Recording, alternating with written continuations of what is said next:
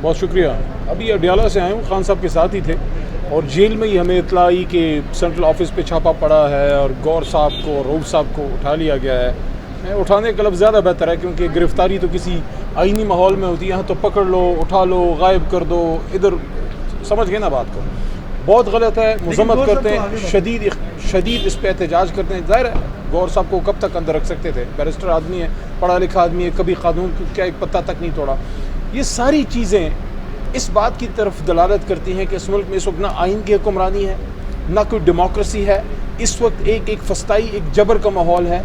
एक तरफ हम ये कहते हैं कि मामलात को आप गुफ्तगू से बेहतर कीजिए, मुल्क को इस वक्त एक सियासी इस्तेहकाम की ज़रूरत है। अभी आपने DG ISPR साहब की प्रेस टॉक आपने देखी होगी या कवर की होगी।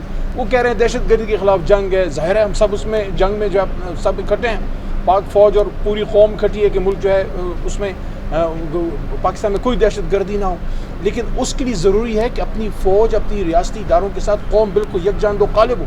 लेकिन ये जो पॉलिसियाँ चल रही हैं, ये जो हो रहा है कि मुल्क की सियासी जमात को दीवार से लगाया जा रहा है, कोई बात अगर उसूल पे करें उसका जवाब जो है वो जबर से दिया जाता है।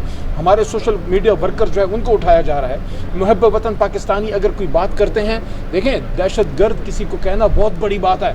बग़ैर किसी सबूत के किसी को अब दहशतगर्द नहीं कह सकते। असल दहशतगर्द वो हैं जो पाकिस्तानियों के ऊपर जो है वो जबर करें, जुल्म करें, फस्तायत करें। इसके लिए हम सबको इकट्ठा होना होगा, इसके लिए हम सबको जो है यकजान दो गालिब होना होगा। और ये काम इमरान खान साहब कर सकते हैं। जब इमरान खान साहब बाहर आएंगे और जब वो हमेशा इमरान खान साहब ये बात करते हैं कि मेरे लिए, मेरे मुल्क के लिए इमरान खान से ज़्यादा पाक फ़ौज की ज़रूरत है। इस वक्त इदारों में और कौम के बीच में जो फासला है वो नहीं होना चाहिए। उस फासले को एक आदमी ख़त्म कर सकता है, वो इमरान खान। हम ये कहना चाहते हैं, आखिरी बात, पाकिस्तान के दुश्मनों को कहना चाहते हैं, पाकिस्तान के ऊपर जो एक दहशतगर्दी करते हैं उनको ये कहना चाहते हैं कि पाकिस्तान की बका के लिए हम सब एक हैं। लेकिन पाकिस्तान के अंदर जो हुकूमतें हैं और जो ज़िम्मेदार लोग हैं उनको ये कहना चाहता हूँ कि जब तक आप सियासी इस्तेहकाम लेके नहीं आएंगे, इस मुल्क के मसाइल का हल नहीं है। और सियासी मसाइल का हल कहाँ से होगा? इस पार्लियामेंट से होगा, जिसके माथे के ऊपर ला इलाहा इल्लल्लाह मुहम्मद रसूलुल्लाह लिखा हुआ है। जब इस पार्लियामेंट में हम लोग आएंगे, जब यहाँ सियासी जमातें बैठेंगी, तब पाकिस्तान के मसाइल का हल निकलेगा। जी कादिर भाई, आप बताइए कि खान साहब का क्या इनिशियल रद्द-ए-अमल रहा जब आपने बताया उनको ये सारे मामले के हवाले से, तो वो क्या कहते हैं? उनको इल्म नहीं था।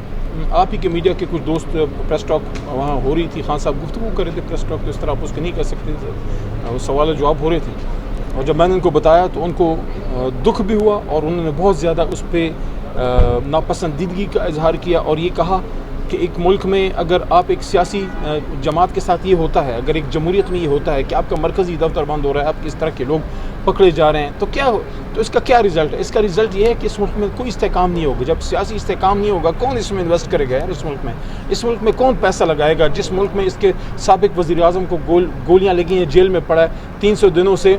और मैंने वहाँ खान साहब की मौजूदगी में मीडिया को एक बात की, खान साहब को एक बात की कि खान साहब से ये बात की गई, ये बड़ी अहम है, आप इसको ज़रूर उसको नोट कीजिएगा कि खान साहब से कहा गया कि आपके बारे में बात की जाती है कि आप माफ़ी मांगे 9 मई पे। तो खान साहब ने कहा कि मैं क्यों माफ़ी मांगूं? जिन लोगों ने जुल्म किया है वो क्यों ना माफ़ी मांगे? मैंने वहाँ पे फिर एक बात की, जो 300 दिनों से इमरान खान साहब जेल में हैं, एक केस उन पर साबित नहीं हुआ। देखें, साइफर का ख़तरनाक केस था, उसमें बाइज़्ज़त बरी हो गए, इद्दत केस में बरी हो गए, तोशाखाना में बरी हो गए, रिजर्व सीट्स का केस हमारे हक में आ गया। एक केस में इस वक्त सजावार नहीं है। अब मुझे कोई बता सकता है कि 300 दिनों से जो बेगुनाह जेल में है, असीर अडियाला, कैदी नंबर 804, उससे माफ़ी कौन मांगेगा? अली साहब, ये कहिएगा कि मीडिया पे ये कोट किया जा रहा है कि इमरान खान की जानिब से एतराफ़ कर लिया गया है कि 9 मई के रोज़ उन्होंने कारकुनान को GHQ के बाद पूरा मैं वहाँ मौजूद था, कोई ऐसी बात नहीं हुई। वहाँ मैं मौजूद था, इंतज़ार पंजोता साहब मौजूद थे, वहाँ डॉक्टर बाबर अवान साहब मौजूद थे। हमारी मौजूदगी में खान साहब ने ये बात की कि उससे पहले जो एहतजाज हुए थे उसमें मैंने पुरअमन एहतजाज की कॉल दी थी। और 9 मई के बारे में उन्होंने स्पेसिफिकली कहा कि 9 मई को तो मैं ज़ेरे हिरासत था, मैं एहतजाज की कॉल कैसे दे सकता था? Categorically denied. 9 मई को खान साहब ने खुद कहा मैंने कोई एहतजाज की कॉल नहीं दी। वो जो एहतजाज की कॉलें उन्होंने पहले दी थी मार्च में, अगर आपको याद हो, जब हम यहाँ खान साहब जब आए थे यहाँ जुडिशल कम्प्लेक्स में, वहाँ जब उनकी पेशी थी, उसके बाद जो हुआ उस पर एहतजाज की, पुरअमन एहतजाज की कॉल थी। और ये बड़ी एक और अहम बात, खान साहब ने कहा कि अगर वो खुदा न खास्ता कोई पुरतशद्दुद कार्रवाई की बात करते तो जब उन पे गोलियां चली थी उसके बाद वो कहते, उसके बाद भी जब इमरान खान को गोलियां लगी, खान साहब ने कहा कि जब मुझे गोलियां लगी तब भी मैंने पुरअमन एहतजाज की बात की, कोई तोड़ फोड़ किसी चीज़ की उन्होंने कहा कि मैंने किसी को न कभी इजाज़त दी है, न कभी ऐसी सियासत की मैंने बात की है।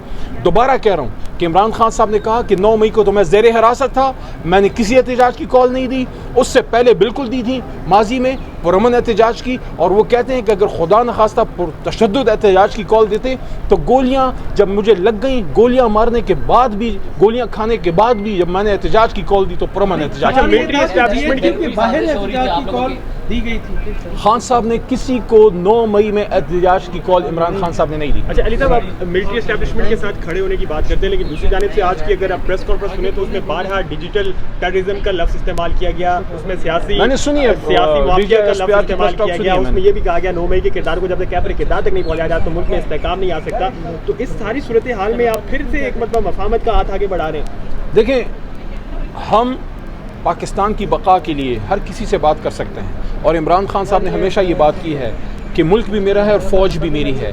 जो DG ISPR साहब ने 9 मई की बात की है वो तो अभी बात कर रहे हैं ना, हम तो साल पहले से कह रहे हैं कि इस पे आप जुडिशल कमीशन बनाएं सुप्रीम कोर्ट के नीचे ताकि दूध का दूध और पानी का पानी हो। हाँ, जो लोग सोशल मीडिया पे आके पाकिस्तान के ख़िलाफ़ बात करते हैं या रियासत के ख़िलाफ़ बात करते हैं वो उनका अपना एक फेल है।